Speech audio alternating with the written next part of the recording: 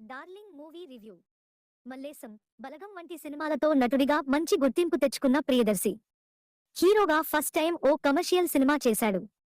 మరోవైపు యాక్సిడెంట్ తర్వాత long gap తీసుకుని నభా నటేష్ కూడా డార్లింగ్ సినిమాతో ప్రేక్షకుల ముందుకొచ్చారు. మరి ఈ జోడీ ఆడియన్స్ మనసులు గెలుచుకుందా? డార్లింగ్ సినిమా ఎలా ఉంది? ఈ పూర్తి రివ్యూలో చూద్దాం. రాఘవ్ అలియాస్ ప్రియదర్శికి చిన్నప్పట్నుంచి ఒకటే ఆశ ఉంటుంది. బాగా చదువుకుని, సంపాదించి మంచి ఉద్యోగం తెచ్చుకుని, మంచి అమ్మాయిని పెళ్లి చేసుకుని హనీమూన్ కోసం పారిస్ వెళ్లాలని. తన కాలనీలో చిన్నప్పుడు ఓ టీచర్ను అలియాస్ సుహాస్ను చూసి ఈ నిర్ణయం తీసుకుంటాడు రాఘవ్. దానికోసమే కలలు కంటుంటాడు. అలాంటి రాఘవ్కు ఓసారి సైకాలజిస్ట్ నందిని అలియాస్ అనన్య నాగళ్లతో పెళ్లి ఫిక్స్ అవుతుంది. కాని చివరి నిమిషంలో ఆమె ప్రేమించిన వ్యక్తితో వెళ్లిపోతుంది.